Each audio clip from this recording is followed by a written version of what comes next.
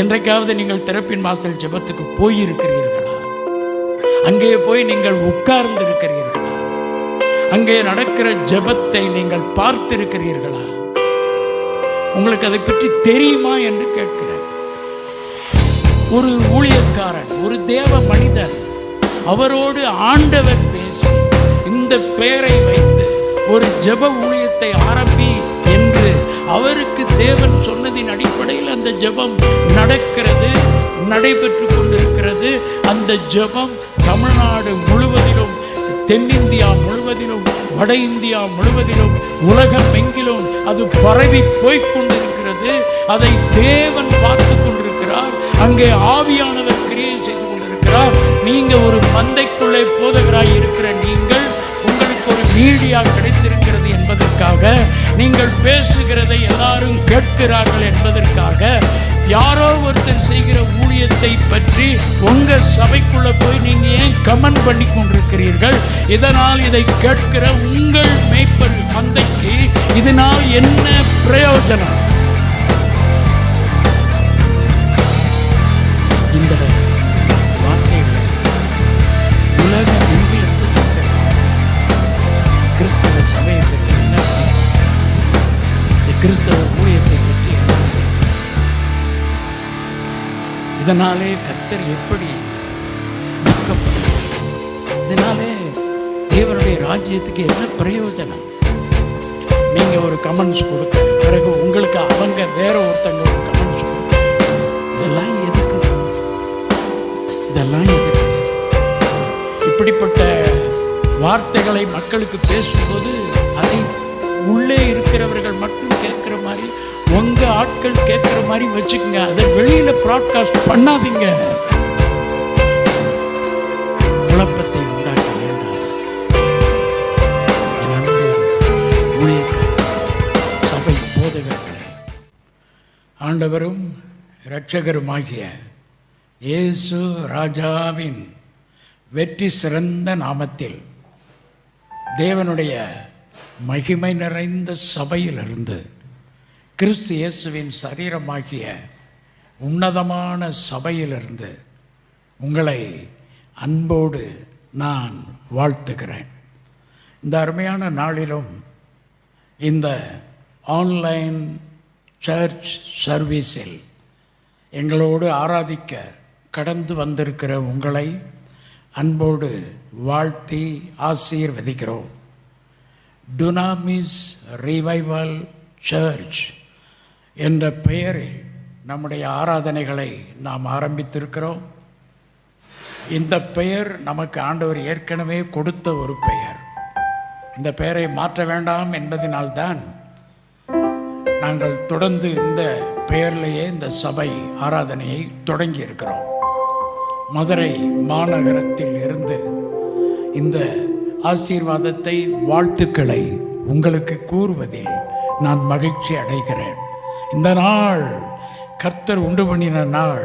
இதில் நாம் களி கூர்ந்து மகிழ்ந்திருக்க போகிறோம்.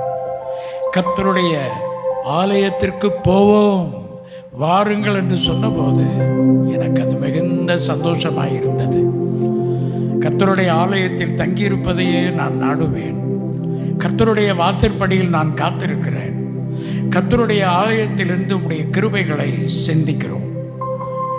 இன்றைக்கு இந்த புதிய ஏற்பாட்டு கிறிஸ்துவின் சரீரமாகிய சபையிலே உலகமெங்கிலும் ஐக்கியப்பட்டிருக்கிற எல்லா பரிசுத்தவான்களையும் வாழ்த்துகிறோம், ஆசீர்வதிக்கிறோம்.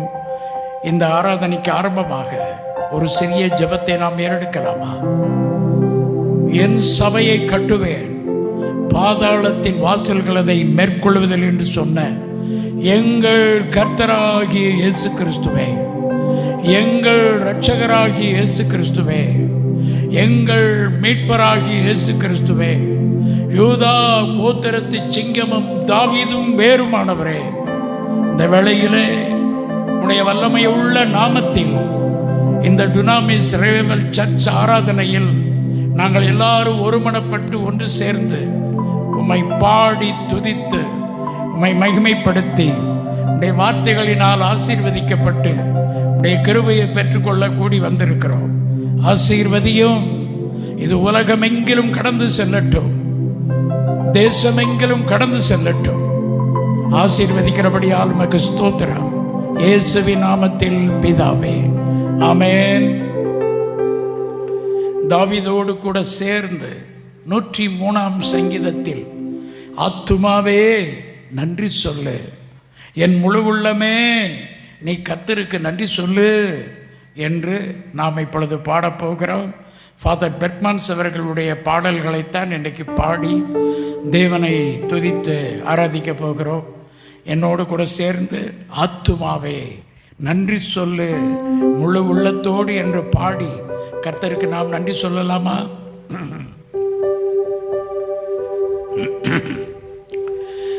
ஆத்துமாவே நன்றி சொல்லு முழு உள்ளத்தோடே, ஆத்துமாவே நன்றி சொல்லு முழு உள்ளத்தோடே,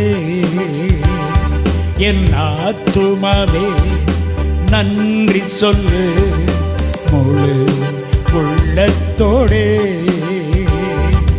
கர்த்தர் செய்த நன்மைகளை ஒரு நாளும் மறவாதே, கர்த்தர் செய்த நன்மைகளை ஒரு நாளும் மறவாதே, கர்த்தர் செய்த நன்மைகளை ஒரு நாளும் மறவாதே. ஆத்துமாவே நன்றி சொல்லு முழு உள்ளத்தோடே, குற்றங்களை மன்னித்தாரே, நோய்களை நீக்கினாரே, குற்றங்களை மன்னித்தாரே, நம் நோய்களை நீக்கினாரே, படுகுழியினின்று மீட்டாரே, ஜீவனை மீட்டாரே, படுகுழியில் இருந்து மீட்டாரே, ஜீவனை மீட்டாரே. கர்த்தர் செய்த நன்மைகளை ஒரு நாளும் மறவாதே, நம் கர்த்தர் செய்த நன்மைகளை ஒரு நாளும் மறவாதே. என் ஆத்துமாவே நன்றி சொல்லு முழு உள்ளத்தோடே, கிருபை இரக்கங்களா மணிமுடி சூட்டுகின்றார், கிருபை இரக்கங்களா மணிமுடி சூட்டுகின்றார், வாழ்நாளெல்லாம் நன்மைகளா திருப்தியாக்குகிறார், வாழ்நாளெல்லாம் நன்மைகளால் திருப்தியாக்குகிறார். கர்த்தர் செய்த நன்மைகளை ஒரு நாளும் மறவாதே, கர்த்தர் செய்த நன்மைகளை ஒரு நாளும் மறவாதே. ஆத்துமாவே நன்றி சொல்லு முழு உள்ளத்தோடே, ஆத்துமாவே நன்றி சொல்லு முழு உள்ளத்தோடே. இளமை கழுகு போல புதிதாக்கி மகிழ்கின்றார், இளமை கழுகு போல புதிதாக்கி மகிழ்கின்றார். நாம் ஓடினாலும் நடந்தாலும் பலன் குறைவதில்லை, நாம் ஓடினாலும் நடந்தாலும் பலன் குறைவதில்லை. கர்த்தர் செய்த நன்மைகளை ஒரு நாளும் மறவாதே. கர்த்தர் செய்த நன்மைகளை ஒரு நாளும் மறவாதே.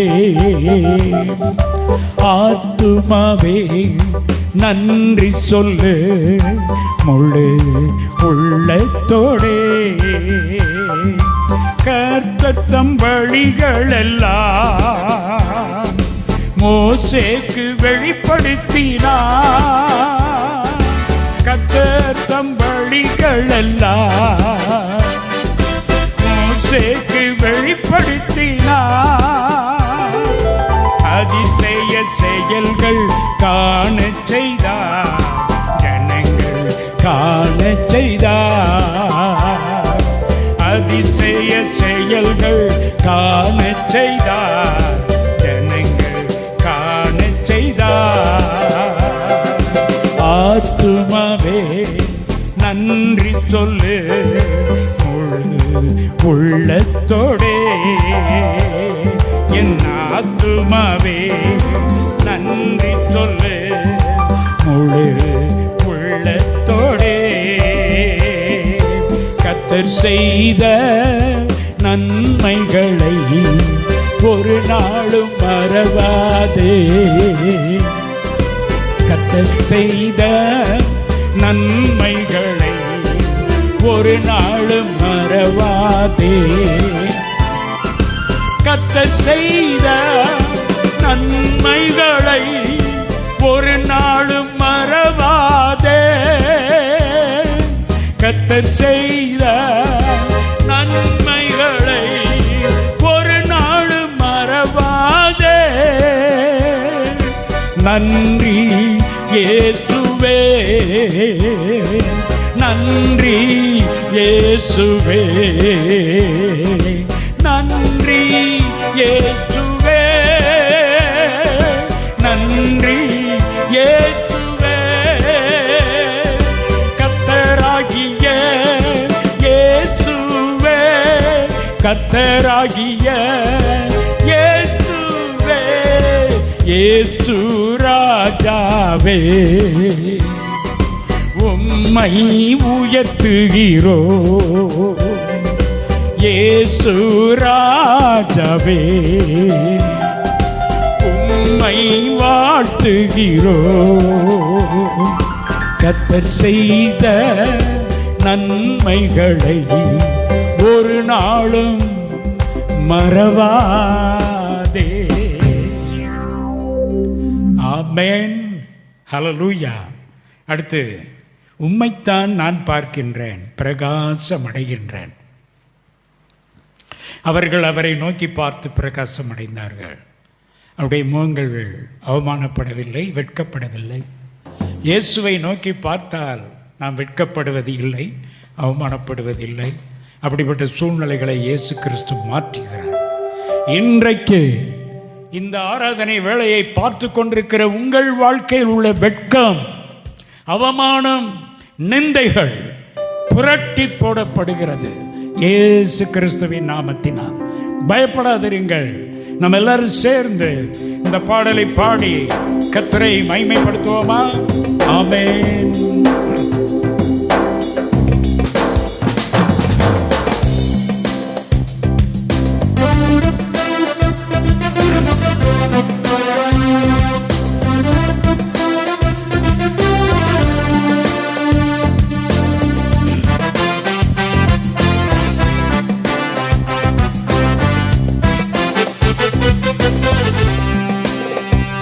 உம்மைத்தான் நான் பார்க்கின்றேன், பிரகாசம் அடைகின்றேன். உம்மைத்தான் நான் பார்க்கின்றேன், பிரகாசம் அடைகின்றேன். அவமானம் அடைவதில்லை அப்பா, நான் உமது பிள்ளை. அப்பா, நான் உமது பிள்ளை. அப்பா, நான் உமது பிள்ளை. அவமானம் அடைவதில்லை. அப்பா நான் உமது பிள்ளை, அப்பா நான் உமது பிள்ளை. உம்மைத்தான் நான் பார்க்கின்றேன், பிரகாசம் அடைகின்றேன். கண்கள் நீதிமானை பார்க்கின்றன, செவிகள் மன்றாட்டை கேட்கின்றன. கண்கள் நீதிமானை பார்க்கின்றன, உங்க செவிகள் மன்றாட்டை கேட்கின்றன. இடுக்கண் நீக்கி விடுவிக்கின்றேன், இப்போ இடுக்கண் நீக்கி விடுவிக்கின்றேன். இறுதி வரை நடத்துகின்றேன், இறுதி வரை நடத்தி செல்வீர். அவமானம் அடைவதில்லை. அப்பா நான் உமது பிள்ளை, அப்பா நான் உமது பிள்ளை. ஒரு நாளும் அவமானம் அடைவதில்லை. உடைந்த நொந்த உள்ளத்தோடு கூடவே இருந்து பாதுகாக்கின்றீர். உங்க உடைந்த நொந்த உள்ளத்தோடு கூடவே இருந்து பாதுகாக்கின்றார். அநேக துன்பங்கள் சேர்ந்து வந்தாலும், அநேக துன்பங்கள் சேர்ந்து வந்தாலும், அனைத்து நின்றும் நீ விடுவிக்கின்றீர், அனைத்து நின்றும் நீர் விடுவிக்கின்றீர். அதனால் அவமானம் அடைவதில்லை, நாம் அவமானம் அடைவதில்லை. நீங்க அவமானம் அடைவதில்லை. அப்பா நாங்க உங்க பிள்ளை, அப்பா நான் உமது பிள்ளை, அப்பா நான் உமது பிள்ளை. நல்லவர் இனியவர் என் ஆண்டவர், நாளெல்லாம் சுவைத்து மகிழ்கின்றேன்.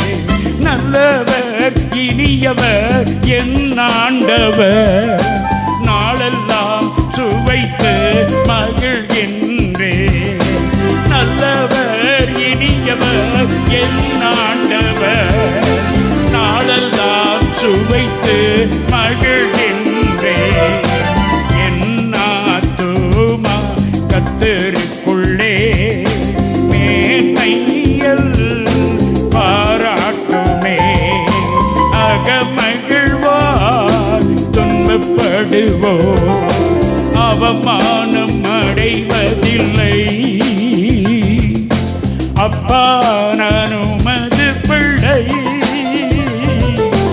அப்பா நான் உமது பிள்ளை. ஒரு நாளும் அவமானம் அடைவதில்லை.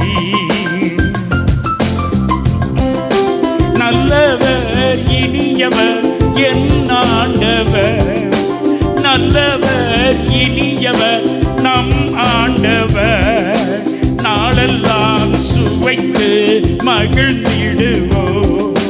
உண்மையாய் கர்த்தரை தேடு நமக்கு, உண்மையாய் கர்த்தரை தேடு நமக்கு.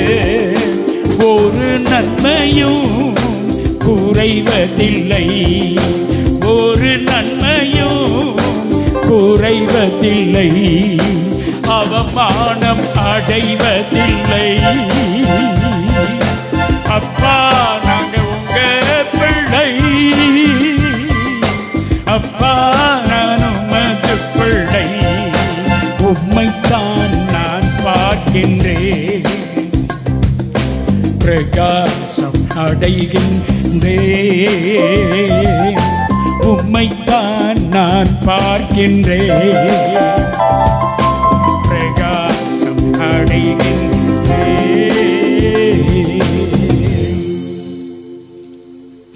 ஆமென். என் அன்பான கர்த்தருடைய பிள்ளைகளே, அன்பு சகோதர சகோதரிகளே, இந்த நிகழ்ச்சியை பார்த்து கொண்டும் கேட்டுக்கொண்டிருக்கின்ற உங்களுக்கு ஒரு நல்ல செய்தி. நீங்கள் அவமானம் அடைவதில்லை.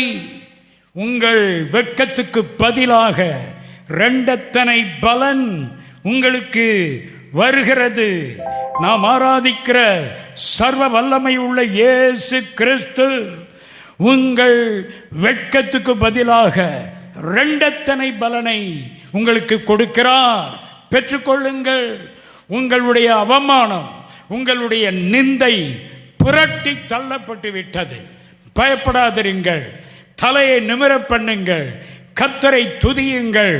உங்கள் வீடு தேடி கர்த்தருடைய தூதர்கள் மக்கள் மூலமாய் உங்களுக்கு வேண்டிய அதிசயத்தை, அற்புதத்தை இப்பொழுது கொண்டு வருகிறார்கள். பெற்றுக்கொள்ளுவோமாக. அடுத்த ஒரு பாடல், ஆனந்த களிப்புள்ள உதடுகளால் போற்றி புகழ்ந்து இந்த ஆண்டவரை சபையிலிருந்து நாம் மகிமைப்படுத்தலாமா? பாடுவோம், ஆனந்த களிப்புள்ள உதடுகளால். ஆமென். Thank you Lord. ஆமென். கர்த்தராகிய இயேசு கிறிஸ்துவே உம்மை போற்றுகிறோம்.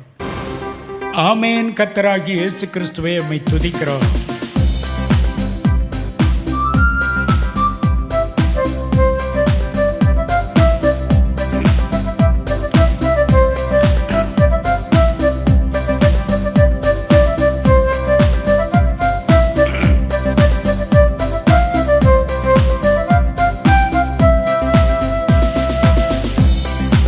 ஆனந்த களிப்புள்ள உதடுகளால் போற்றி புகழ்கின்றேன். ஆனந்த களிப்புள்ள உதடுகளால் போற்றி புகழ்கின்றேன். அறுசுவை உணவு உண்பது போல் திருப்தி அடைகிறேன். அறுசுவை உணவு உண்பது போல் திருப்தி அடைகிறேன். தினமும் துதிக்கின்றேன். ஆனந்த களிப்புள்ள உதடுகளால் போற்றி புகழ்கின்றேன். ஆனந்த களிப்புள்ள உதடுகளால் போற்றி புகழ்கின்றேன். மேலானது உம் பேரன்பு, உயிரினும் மேலானது. மேலானது உம் பேரன்பு, உயிரினும் மேலானது. உதடுகள் துதிக்கட்டும் உயிருள்ள நாளெல்லாம். உதடுகள் துதிக்கட்டும் உயிருள்ள நாளெல்லாம். உயிருள்ள நாளெல்லாம். ஆனந்த களிப்புள்ள உதடுகளால் போற்றி புகழ்கின்றேன். ஆனந்த களிப்புள்ள உதடுகளால் போற்றி புகழ்கின்றேன். தேவனே நீர் என் தேவன், தேடுவேன் ஆர்வமுடன். இயேசுவே நீர் என் கர்த்தர், தேடுவேன் ஆர்வமுடன். மகிமை வாஞ்சிக்கிறேன், உம் வல்லமை காண்கிறேன். மகிமை வாஞ்சிக்கிறேன், உம் வல்லமை காண்கிறேன். உம் வல்லமை காண்கிறேன். ஆனந்த களிப்புள்ள உதடுகளால் போற்றி புகழ்கின்றேன். ஆனந்த களிப்புள்ள உதடுகளால் போற்றி புகழ்கிறேன். நீர்தானே என் துணையானி, உம் நிழலில் களி கூறுவேன்.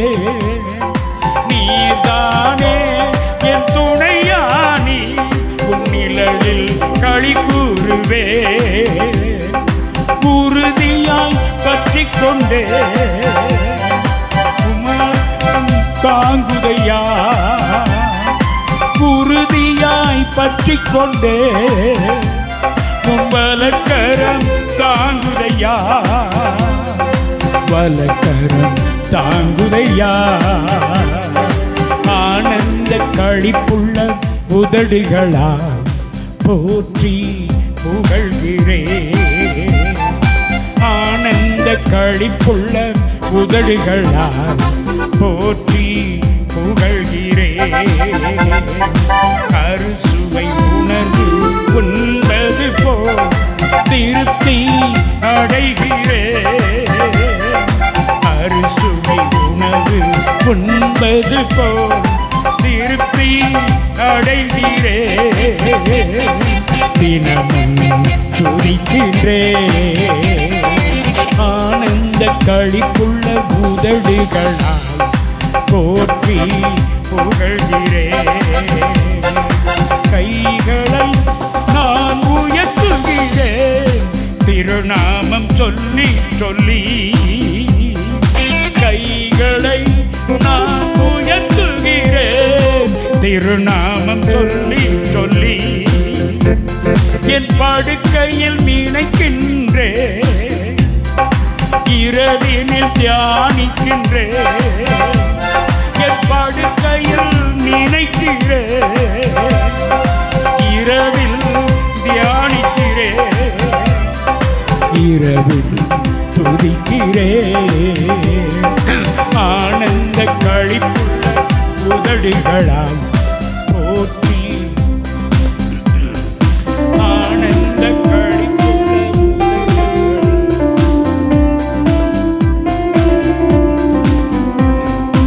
ஆனந்த களிப்புள்ள உதடுகளால் போற்றி புகழ்கிறேன். இயேசு ராஜா இதயத்தின் ரோஜா உம்மை நான் பாடிடுவேன். இயேசு ராஜா, இயேசு ராஜா, இயேசு ராஜா, இயேசு ராஜா உம்மை நான் பாடிடுவேன். ஓயாமல் துதித்திடுவேன், ஓயாமல் துதித்திடுவேன். இயேசு ராஜா இதயத்தின் ரோஜா உம்மை நான் பாடிடுவேன். ஓயாமல் துதித்திடுவேன். செய்த நன்மைகள் நினைக்கும் போது கண்களில் கண்ணீர் வடிகிறதே. செய்த நன்மைகள் நினைக்கும் போது கண்களில் கண்ணீர் பெருகிடுதே. சென்னி வடிந்த பாதம் பணிந்து துதித்திட உள்ளம் துடிக்கிறதே. சென்னீர் வடிந்த பாதம் பணிந்து துதிக்கிற உள்ளம் துடிக்கிறதே. வானபீதாவே உமக்கு ஆராதனை, வான்புறாவே உமக்கு ஆராதனை. வானபீதாவே உமக்கு ஆராதனை, வான்புறாவே உமக்கு ஆராதனை. ஆராதனை ஆராதனை ஆராதனை ஆராதனை. இயேசு ராஜா, இயேசு ராஜா, இயேசு ராஜா, இயேசு ராஜா, இயேசு ராஜா, இயேசு ராஜா, என் இனிய ராஜா. இயேசு ராஜா எங்கள் அழகிய ராஜா. இயேசு ராஜா நல்ல ராஜா, தங்க ராஜா, வல்ல ராஜா. உம்மை நாங்கள் நேசிக்கின்றோம் இயேசுவே, உம்மை பற்றிக் கொள்கின்றோம் இயேசுவே. இயேசுவே தேங்க்யூ, நன்றி நன்றி. கர்த்தராகிய இயேசு கிறிஸ்துவே உமக்கு ஆராதனை. எல்லாரும் என்னோடு சேர்ந்து சொல்லுவீர்களா? கர்த்தராகிய இயேசு கிறிஸ்துவே நீர் நல்லவர், நீர் வல்லவர். சபையின் தலைவரே, சபையின் சிரசே, சபையின் அஸ்திவாரமே, உமக்கு ஆராதனை. அன்பின் பரிசுத்த ஆவியானவரே, இந்த ஆராதனை ஆசீர்வதித்து கொடுத்தீர். நாங்கள் பிதா குமாரன் பரிசுத்த ஆவியானவரை பாடி துதித்து கர்த்தரை மகிமைப்படுத்தினோம். எங்கள் உள்ளம் நன்றியால் நிறைந்திருக்கிறது. கர்த்தருக்கு கோடி கோடி நன்றி செலுத்துகிறோம். ஆத்துமாவிலிருந்து நன்றி செலுத்துகிறோம், ஆவியிலிருந்து நன்றி செலுத்துகிறோம், சரீரத்திலிருந்து, குடும்பத்திலிருந்து, வாழ்க்கையிலிருந்து நன்றி செலுத்துகிறோம். மகிழ்ந்து பாடுகிறோம். நாங்கள் அவமானம் அடைவதில்லை என்று சொல்லி கர்த்தரை துதிக்கிறோம். எங்கள் முகங்கள் பிரகாசம் அடைந்ததற்காய் துதிக்கிறோம். இந்த ஆராதனையில் பங்கு பெற்ற ஒவ்வொருவர் மேலும் உம்முடைய பிரசன்னம் இறங்கிவிட்டதற்காக உமக்கு ஸ்தோத்திரம். நன்மைகள் உண்டாகிவிட்டது, அற்புதங்கள் நடந்துவிட்டது. இதில் பங்கு பெறுகிற, இதை பார்க்கிற, கேட்கிற ஒவ்வொருத்தருக்கும் இன்றைக்கு ஒரு அதிசயங்கள், அற்புதங்கள் நடக்கப் போகிறது. சுகம் உண்டாகிறது, கட்டுகள் அறுக்கப்படுகிறது, விடுதலை உண்டாகிறது. கர்த்தர் ஆசீர்வதிக்கிறீர். நீர் அப்படி செய்கிறபடினால் உமக்கு கோடான கோடி ஸ்தோத்திரம், ஸ்தோத்திரம், ஸ்தோத்திரம். இயேசு கிறிஸ்துவின் நாமத்தில் ஜெபிக்கிறோம் நல்ல பிதாவே. ஆமென், ஆமென். அன்பானவர்களே, நம்முடைய டுனாமிஸ் ரிவைவல் சர்ச்சினுடைய ஆன்லைன் சர்வீஸில் பங்கு பெற்ற உங்களை கர்த்தர் ஆசீர்வதிப்பாராக. நீங்கள் பெற்றுக்கொண்ட நன்மைகளை, ஆசீர்வாதங்களை நாங்களும் கேள்விப்பட்டு அறிந்து கர்த்தரை மகிமைப்படுத்தும்படி இந்த வாட்ஸ்அப் எண்ணிலே உங்கள் சாட்சிகளை எங்களோடு பகிர்ந்து கொள்ள உங்களை அன்போடு அழைக்கிறோம். உங்களுக்காக ஜெபிக்க வேண்டுமென்றால் நீங்கள் உங்கள் ஜெப விண்ணப்பங்களை எங்களுக்கு அனுப்பித்தரும்படி உங்களை கேட்டுக்கொள்ளுகிறோம். அது மாத்திரமல்ல, நீங்கள் எங்களோடு டெலிஃபோன் மூலமாக, இமெயில் மூலமாக தொடர்பு கொள்ள வரவேற்கப்படுகிறீர்கள். கர்த்தர் உங்களை ஆசீர்வதிப்பாராக. அது மாத்திரமல்ல, இந்த ஆராதனையில் பங்கு பெற்ற நீங்கள் இந்த ஊழியத்திற்காக கர்த்தரை கனப்படுத்தும்படி காணிக்கைகள் படைக்க விரும்புகிறவர்கள் எங்களுடைய பேங்க் அக்கவுண்டின் மூலமாக எங்களோடு தொடர்பு கொண்டு காணிக்கைகளை அனுப்பி கர்த்தரை கனப்படுத்தி உங்களுடைய ஆசீர்வாதங்களை பெற்றுக்கொள்ள உங்களை அன்போடு அழைக்கின்றோம். இப்பொழுது நாம் கர்த்தருடைய வார்த்தையை நாம் தியானம் பண்ண போகிறோம். ஆண்டவராகிய இயேசு கிறிஸ்துவின் மகா பெரிய கிருபையினாலே கிறிஸ்து இயேசுவின் சபையை பற்றி பெருத்த வெளிப்பாடுகளை தேவன் எனக்கு கொடுத்திருக்கின்றார். என்னுடைய 40 ஆண்டு கால கிறிஸ்தவ வாழ்க்கையில் பரிசுத்த ஆவியானவர் எனக்குள்ளே தங்கியிருந்து என்னை வழி நடத்தின விதங்கள் ஆச்சரியமானவைகள். நான் அதிகமாய் ஊழியம் செய்தேன் என்று சொல்வதை விட அதிகமாய் இந்த 40 ஆண்டு காலங்கள் என்னுடைய வேத புஸ்தகத்தோடு நான் நேரத்தை செலவு செய்யும்படி கர்த்தர் கிருபை கொடுத்தார். இந்த காலகட்டங்களில் அதிகமாய் தேவனோடு தனித்திருக்க என் ஆண்டவர் எனக்கு இரக்கம் பாராட்டினார். எப்பொழுதெல்லாம் அவர் என்னை வெளியே அனுப்பி அழைத்து கொண்டு போய் ஊழியத்தில் பயன்படுத்த விரும்புகிறாரோ அப்பொழுது என்னை ஆவிக்குள்ளாக்குவார். எனக்கு அந்த ஊழிய அழைப்பை கொண்டு வருவார், என்னை அனுப்பி வைப்பார். அவர் அனுப்புகிற இடங்களில் போய் நான் பரிசுத்த ஆவியானவரோடு சேர்ந்து கர்த்தருடைய வார்த்தைகளை பிரசங்கித்து வந்திருக்கிறேன். எனக்கு கொடுத்த ஊழியத்தில் பிரதானமான ஊழியம் சபைகளில் எழுப்புதல் உண்டாக வேண்டும். இன்றைக்கு எழுப்புதலுக்காக உலகமெங்கிலும் ஜெபம் ஏறெடுக்கப்படுகிறது. மிகுந்த சந்தோஷமான காரியம். ஆண்டவராகிய கர்த்தர் தம்முடைய காலங்களில் தம்முடைய திட்டங்களை நிறைவேற்ற அவர் முதலாவது தீர்க்க தரிசனமாய் நம்மோடு பேசுவார். பிறகு வாக்கு தத்தங்களை கொடுத்து அதை உறுதிப்படுத்துவார். அதற்கு பிறகு அவர் செய்ய நினைத்த காரியங்களை அவர் நிறைவேற்றும்படிக்கு பரிசுத்த ஆவியானவர் தமது சபை மக்களை, தமது பரிசுத்தவான்களை ஜெபிக்கும்படி பாரப்படுத்துவார். ஆகவே காலாகாலமாய் திருச்சபை வரலாற்றில் தேவனுடைய எழுப்புதல் வெளிப்பட்ட பொழுதெல்லாம் அதற்கு முன்பு ஒரு பெரிய ஜெப ஆயத்தத்தை தேவன் செய்திருக்கிறார். நாம் ஜெபம் செய்யாமல் தேவன் எந்த கிரியைகளையும் செய்ய மாட்டார். கல்வாரி சிலுவையில் இயேசு எல்லாவற்றையும் செய்து முடித்து விட்டார். முதல் ஆதாம் இழந்ததை இரண்டாவது ஆதாம் மீட்டு கொடுத்து விட்டார். உயிர்த்தெழுதலின் மூலம் பிசாசின் கிரியைகளை நாசம் பண்ணிவிட்டார். யூதா கோத்திரத்து சிங்கமாக சாத்தானை அடித்து உடைத்து நொறுக்கி அவனை ஒன்றுமில்லாமல் பண்ணி அவனை தூக்கி எறிந்து விட்டார். அவனை செயலிழக்க பண்ணிவிட்டார். இயேசு உயிர்த்தெழுந்து பரலோகத்திற்கு ஏறி சென்றார். பரம் ஏறினார். பிதாவின் வலது பார்சத்தில் போய் அமர்ந்தார். அங்கே போய் பிதாவினிடத்தில் வேண்டிக் கொண்டு பரிசுத்த ஆவியானவர் இந்த உலகத்திற்கு அனுப்பினார்.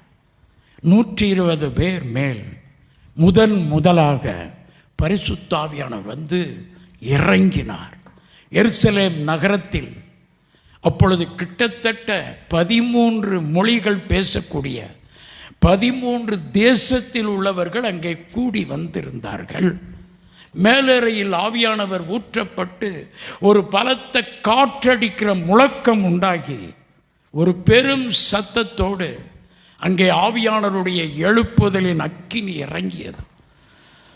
அந்த இடத்தில்தான் முதலாக அகில உலக கிறிஸ்துவின் சரீரமாகிய சபை ஆரம்பிக்கப்பட்டது. ஏனென்றால் 120 பேரை மட்டும் வைத்து அந்த சபை உருவாக்கப்படவில்லை. பரிசுத்த ஆவியானவர் இறங்கின பொழுதே அந்த சத்தத்தை கேட்டவர்கள் பல தேசத்திலிருந்து வந்தவர்கள் எருசலேம் நகரத்தில் வந்து கூடியிருக்கிறார்கள்.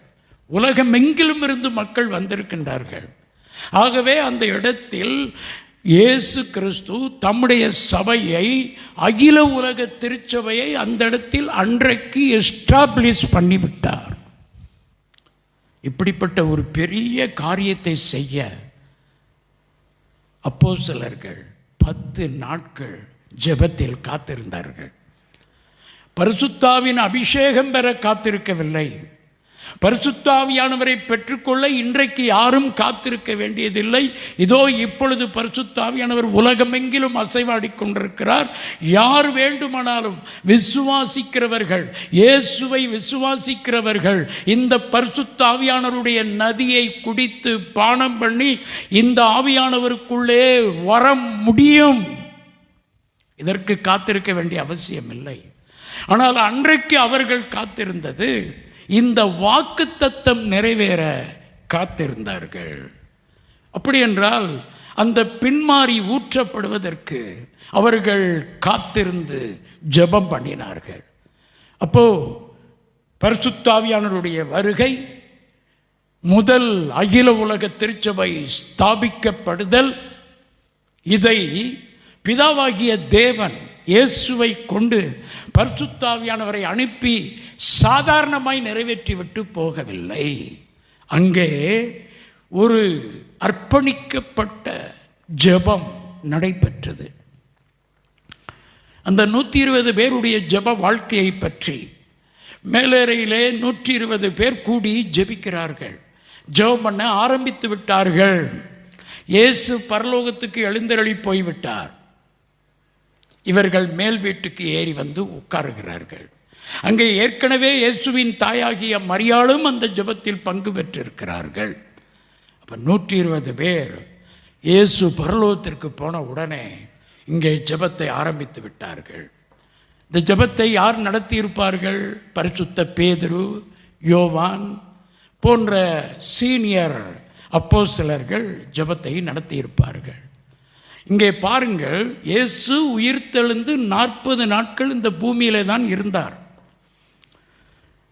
தேவனுடைய ராஜ்யத்துக்கு அடுத்த விஷயங்களை அவர் உபதேசம் பண்ணி இந்த அப்போஸ்தலர்கள் சீசர்கள் எல்லாருக்கும் இயேசு தம்மை உயிரோடு இருக்கிறவராக காண்பித்தார். அதற்கு பிறகு அவர் பரலோகத்துக்கு போனார். இந்த 40 நாளைக்கு முன்பு உயிர்த்தெழுந்த 40 நாள், அவர் பாடுபட்ட 3 நாட்கள், 43 நாளைக்கு முன்பு கெத்செமனே தோட்டத்தில் இந்த பேதுரு, யோவான், யாக்கோபு இயேசுவோடு ஜெபத்தில் அங்கே இருக்கிறார்கள். இயேசு கிறிஸ்து கதறி அழுது ஜெபம் பண்ணி கொண்டிருக்கின்றார். அந்த ஜெபத்தை கண்ணால் பார்த்து அவர் இரத்த வேர்வை சிந்தி கதறிக்கொண்டிருக்கும் பொழுது பேதுருவும் யாக்கோபும் யோவானும் நித்திரை மயக்கத்தில் அப்படியே மூழ்கி போய் கிடந்தார்கள். இயேசு பார்த்தார், அவங்களுடைய பரிதாபத்தை உணர்ந்தார்.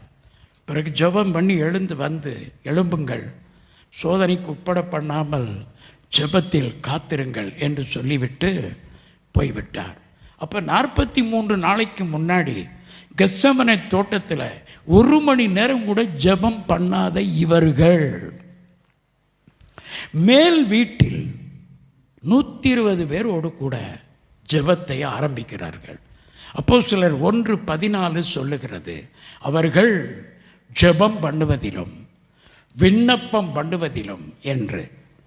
லூக்கா கடைசி புத்தகம் கடைசி வார்த்தை சொல்லுகிறது, அவர்கள் துதித்தலிலும் ஆராதித்தலிலும். அப்போ 4 காரியங்கள் அங்கே பரிசுத்த ஆவியின் உதவியோடு நடைபெறுகிறது. ஒன்று பாடல், இன்னொன்று துதி, இன்னொன்று ஜெபம், இன்னொன்று விண்ணப்பம்.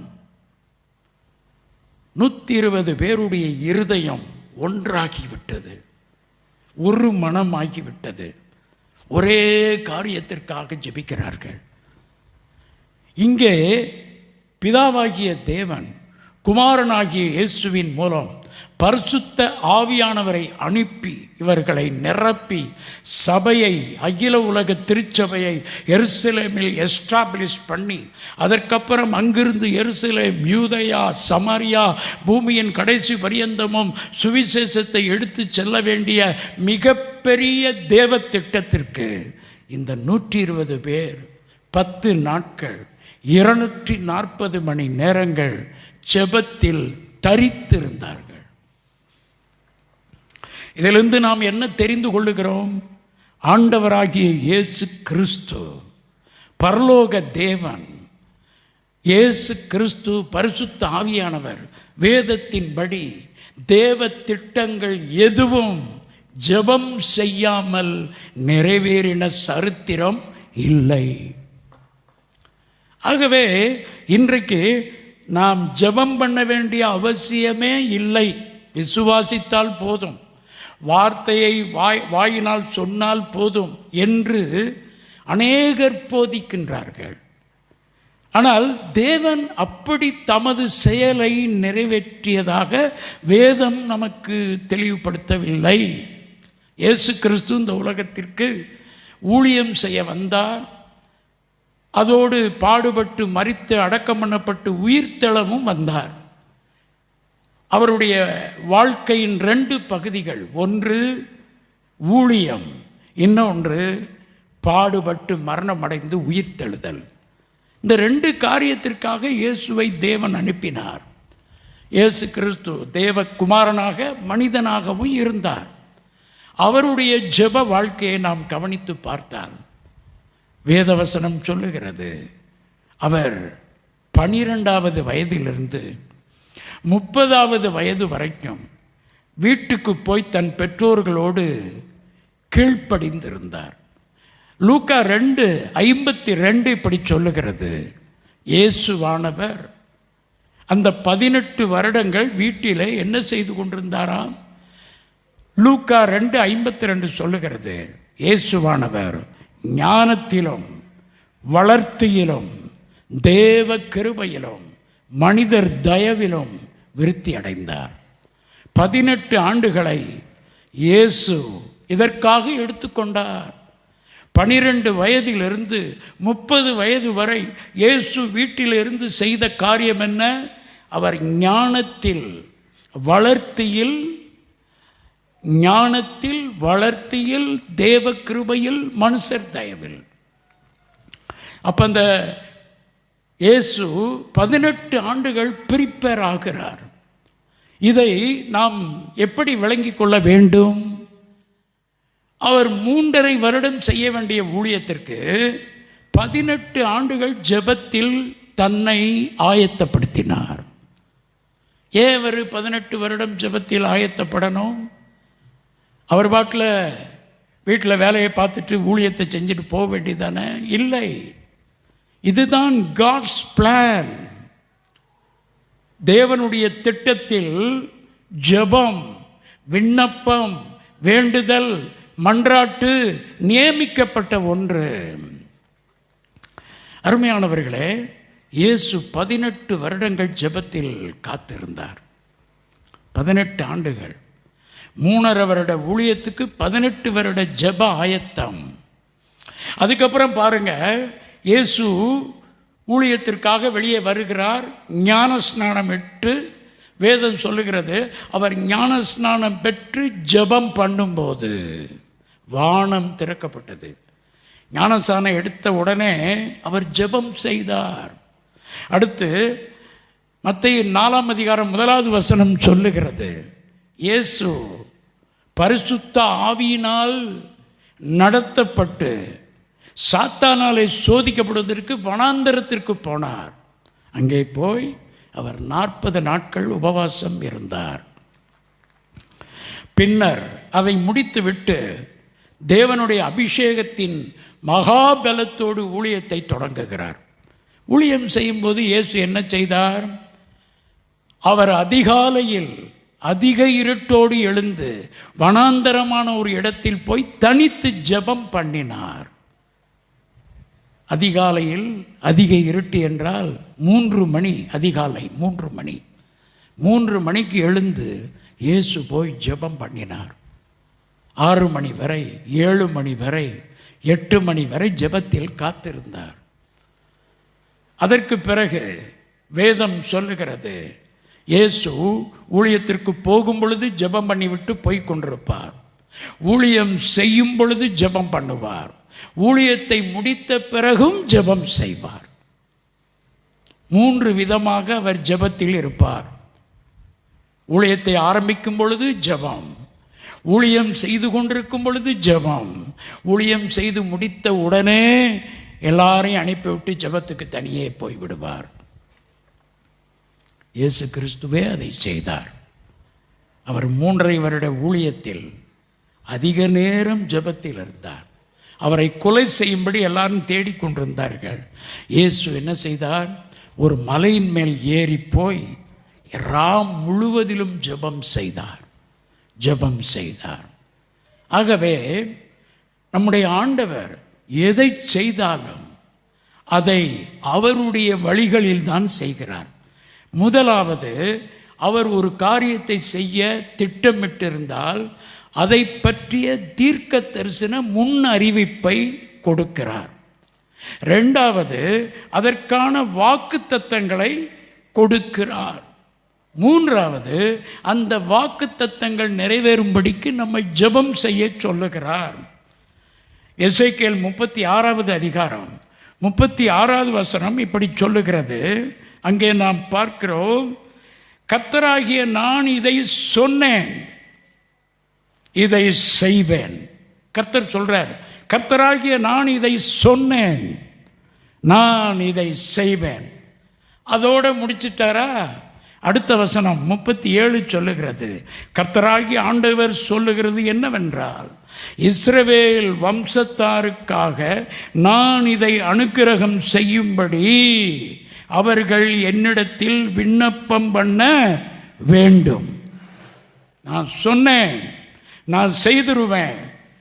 ஆனால் இந்த இஸ்ரவேல் வம்சத்தார், இந்த வாக்குத்தத்தம் பெற்றவர்கள், இந்த தீர்க்க தரிசனம் பெற்றவர்கள் என்ன செய்யணும்? இதை நான் அனுக்கிரகம் பண்ணும்படிக்கு என்னிடத்தில் ஜெபத்தில் காத்திருக்க வேண்டும், அவர்கள் என்னிடத்தில் விண்ணப்பம் பண்ண வேண்டும் அப்படின்னு சொல்லிட்டு, அப்படி விண்ணப்பம் பண்ணினால் மந்தை பெருகுகிறது போல மனுஷரை பெருக பண்ணுவேன் என்று சொன்னார். ஆகவே நம்முடைய ஆண்டவர் எதை செய்தாலும் முதலாவது முன்னறிவிக்கிறார் தீர்க்க தரிசனத்தின் மூலமாய், இரண்டாவது வாக்குத்தத்தம் கொடுக்கிறார், மூன்றாவது அந்த வாக்குத்தத்தம் நிறைவேற வாக்குத்தத்தம் பெற்ற அந்த ஜனக்கூட்டத்தை ஜெபம் பண்ண சொல்லுகின்றார். ஆகவேதான் மோசே தேவனிடத்தில் மன்றாடும் பொழுது சொன்னார், நீர் சொன்னீரே சொன்னபடி செய்திரணும். யோசுவா அப்படி சொன்னார், நீங்க சொன்னீங்க, வாயினால் சொன்ன வார்த்தையை நம்முடைய கரத்தினால் நிறைவேற்றுங்க என்று ஜெபம் பண்ணினார். ஆகவே மோசையை ஆண்டவர் ஊழியத்திற்கு ஆயத்தப்படுத்தும்படி 40 வருடங்கள் வனாந்தரத்துக்கு கொண்டு போய்விட்டார். 40வது வயதிலே ஊழியத்தை அவர் ஆரம்பிக்க நினைத்தார். ஆண்டவரோ, இல்லை மோசே, 80 வயதில் தான் உனக்கு ஊழியம். ஆகவே நீர் 40 வருடம் வனாந்தரத்தில் போய் நீ திருமணம் செய்து ஒரு சிறிய குடும்பத்தோடு ஒரு சிறிய மந்தையோடு நீ வாழ்ந்து கொண்டு அங்கே வனாந்தரத்தில் மலைப்பகுதியில் நீ என்னோடு ஜெபத்தில் காத்திரு. அப்போஸ்தலனாகிய பவுல் ரட்சிக்கப்பட்ட உடனே அவர் எருசலேமுக்கும் போகல, அப்போஸ்தலரிடத்திற்கும் போகல, மாம்சத்தோடு இரத்தத்தோடு யோசனை பண்ணல. அவர் நேர அரபு தேசத்திற்கு போனார். அங்கேதான் சீனாய் மலை இருக்கிறது. மோசே சீனாய் மலையில் 40 நாட்கள் போய் உபவாசம் இருந்து ஜெபித்தார், கற்பனைகளை பெற்றுக்கொண்டார். அதே சீனாய் மலையில் மோசே சீனாய் மலையில் நியாயப்பிரமாணத்தை பெற்றுக்கொள்ள 40 நாட்கள் உபவாசத்தோடு ஜெபத்தில் காத்திருந்தார். ஆனால் இயேசு பவுல் அப்போஸ்தலன் அதே சீனாய் மலையிலே போய் 3 வருடங்கள் இயேசுவோடு கிருபையின் பிரமாணத்தை பெற்றுக்கொள்ளும்படி காத்திருந்தார். அப்போ ஜெபம் என்பது என்ன? அது ஒரு சடங்காச்சாரம் கிடையாதுங்க. அது ஒரு அற்புதமான தேவனோடு உள்ள உறவு. அப்போ ஜெபம் பண்ணுங்கன்னு சொல்றது பிரமாணத்தை சொல்லி கொடுக்கவில்லை, உறவை சொல்லி உறவில் உற்சாகப்படுத்துகிறோம். இன்னைக்கு தமிழ்நாட்டில் ஏராளமான ஜெபங்கள் ஏறெடுக்கப்படுகிறது. இந்த ஜெபத்தை குறை சொல்லுவது, இந்த ஜெபம் வேண்டான்னு சொல்றது, இந்த ஜெபத்தினால என்ன நடக்கும்னு சொல்லுகிறது எவ்வளவு பெரிய அறியாமை. சில சபை ஊழியக்காரர்கள் நன்றாக பிரசங்கிக்கிறீர்கள், பேசுங்கள், உங்களை பாராட்டுகிறோம், உங்களை வாழ்த்துகிறோம். நீங்கள் சபைக்குள்ளே சபை மக்களுக்கு விசுவாசத்தை போதிக்கிறீர்கள். அப்போஸ்தலனாகிய பவுல் சொன்னார், விசுவாசத்தை போதிக்கிறதற்கு தேவன் என்னை போதகனாக ஏற்படுத்தினார். போதியுங்கள், விசுவாசத்தை போதியுங்கள், அபிஷேகத்தை போதியுங்கள், அற்புதத்தை போதியுங்கள். உள்ளே உங்கள் மந்தைக்கு நீங்கள் போதித்து கொண்டிருக்கும் பொழுதே வெளியிலே நடந்து கொண்டிருக்கிற ஜெப ஊழியத்தை நீங்கள் ஏன் பேசுகிறீர்கள்? இந்த ஜெப ஊழியத்தை ஏன் குறைத்து மதிப்பிடுகிறீர்கள்? பரலோகத்தின் தேவனை நோக்கித்தானே எல்லாரும் ஜெபிக்கின்றார்கள். கர்த்தாவே, தேவனே இறங்கும் என்று கதறுவது தவறு என்று யார் சொல்லுகிறீர்கள்? தேவையில்லை. நடந்து கொண்டிருக்கிறது தேவ ராஜ்யத்தில் பரிசுத்த ஆவியானவர் மூலம் இயேசு கிறிஸ்து ஏராளமான ஊழியங்களை எழுப்பி பிதாவின் சித்தத்தின்படி அவருடைய அனந்த ஞானத்தின்படி ஏராளமான காரியங்களை தேவன் செய்து கொண்டிருக்கின்றார். எல்லாவற்றுக்கும் யாரையும் தேவன் அதிகாரியாய் நியமிக்கவில்லை. நீங்கள் ஒரு மாவட்டத்தில் ஒரு சபைக்கு போதகர் என்றால் அந்த சபையில் உள்ள மந்தைக்கு உங்களை மேய்ப்பராக தேவன் ஏற்படுத்தி இருக்கிறார். முழு உலக திருச்சபையின் ஊழியத்தை கண்காணிக்கிற மேய்ப்பர்கள் அல்ல, உங்களுக்கு கொடுக்கப்பட்ட அந்த மந்தையை மேய்க்கிற மேய்ப்பர்கள். ஆகவே இதை பப்ளிசிட்டி பண்ணி இந்த ஜெபம் தேவையா, அந்த ஜெபம் தேவையா, திறப்பின் வாசல் ஜெபம் தேவையா? திறப்பின் வாசல் ஜெபத்தை பற்றி உங்களுக்கு என்ன தெரியும் என்று நான் கேட்கிறேன். என்றைக்காவது நீங்கள் திறப்பின் வாசல் ஜெபத்துக்கு போயிருக்கிறீர்களா? அங்கே போய் நீங்கள் உட்கார்ந்து இருக்கிறீர்களா? அங்கே நடக்கிற ஜெபத்தை நீங்கள் பார்த்திருக்கிறீர்களா? உங்களுக்கு அதை பற்றி தெரியுமா என்று கேட்கிறேன். ஒரு ஊழியக்காரன், ஒரு தேவ மனிதன், அவரோடு ஆண்டவர் பேசி இந்த பெயரை வைத்து ஒரு ஜெப ஊழியத்தை ஆரம்பி என்று அவருக்கு தேவன் சொன்னதின் அடிப்படையில் அந்த ஜெபம் நடக்கிறது, நடைபெற்று கொண்டிருக்கிறது.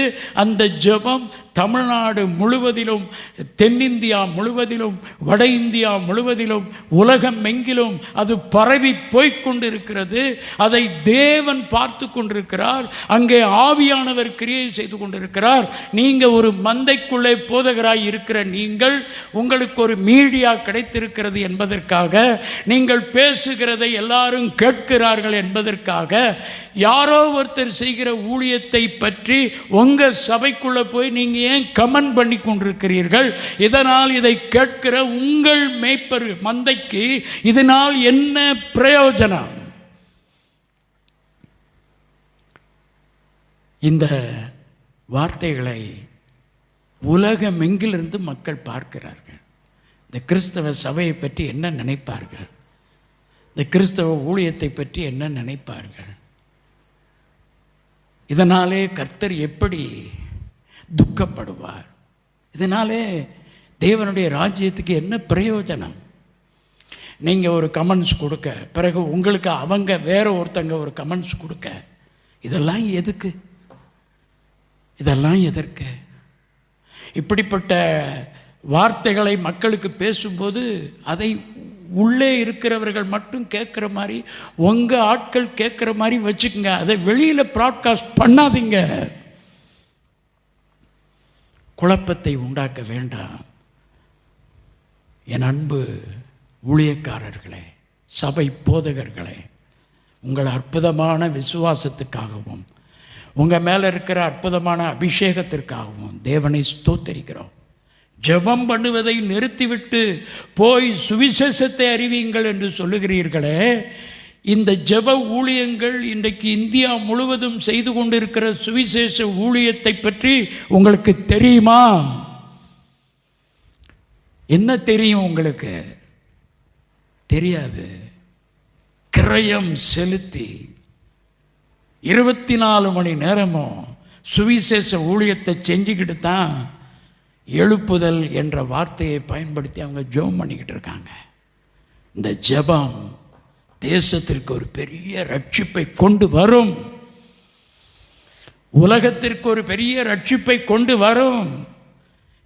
உலகமும் தேசங்களும் இயேசுவை அறியணும். அதுக்காகத்தானே ஜெபம் நடக்கிறது.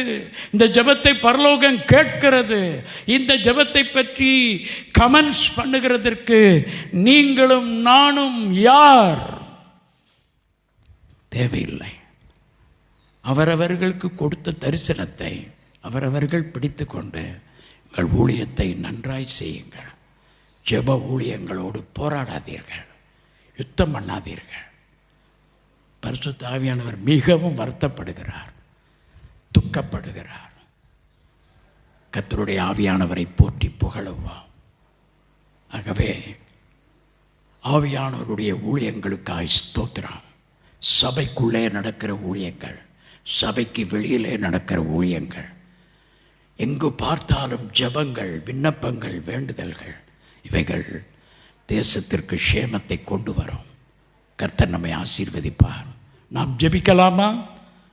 அன்பின் பரலோக பிதாவே, இந்த அருமையான வேளையிலும் என்னோடு கூட சேர்ந்து ஜெபிக்கின்ற இந்த அருமை பிள்ளைகளோடு கர்த்தர் இடைப்பட்டதற்காக உமக்கு ஸ்தோத்திரம். கர்த்தர் ஆசீர்வதியும். ஜனங்கள் மேலுடைய கிருபை விளங்கட்டும். ஜெபம் என்பது ஏதோ ஒரு விளையாட்டு காரியமாக அல்ல. தேவனோடு உறவு கொள்ளுவதற்கு நாங்கள் எல்லாரும் உற்சாகப்படுத்தப்படுகிறோம்.